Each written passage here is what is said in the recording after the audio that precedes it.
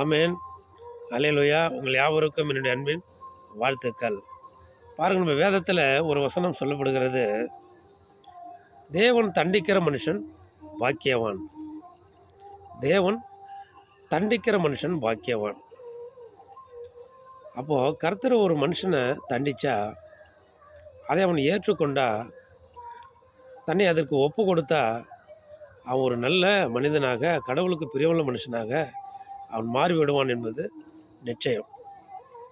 ஒன்றுமே இல்லாத ஒரு களிமண்ணை நன்றாக மிதித்து அதில் உள்ள குப்பை, கூலம், கல் எல்லாத்தையும் எடுத்துட்டு அதை சுத்தமாக்கி அதில் என்ன செங்கல்லாக அறுத்து நெருப்பிட்டு சுட்டால் அது பார்ப்பதற்கு அழகான நல்ல ஒரு செங்கல்.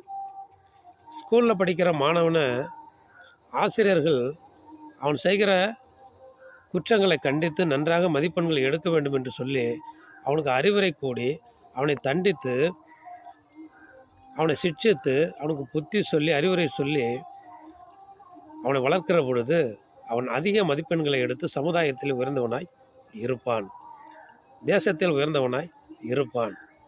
அப்படியாக நம்ம ஆண்டவரும் அப்படி தான்.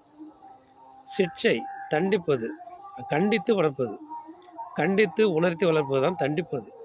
அப்படி தண்டிக்கிற மனுஷன், கர்த்தரால் சிட்சிக்கிற மனுஷன், தண்டிக்கிற மனுஷன் கட்டாயம் பாக்கியவான் தான். அவனுடைய உயர்வை ஒருவரும் தடுக்கவே முடியாது, சாத்தானாலையும் தடுக்க முடியாது.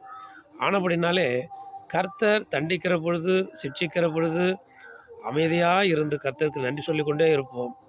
ஒரு நாள் கட்டாயம் நம்மளுக்கு ஆசீர்வாதத்தை நமக்கு கொடுப்பார். அதில் எந்த சந்தேகமும் வேண்டாம். ஆமென். அல்லேலூயா.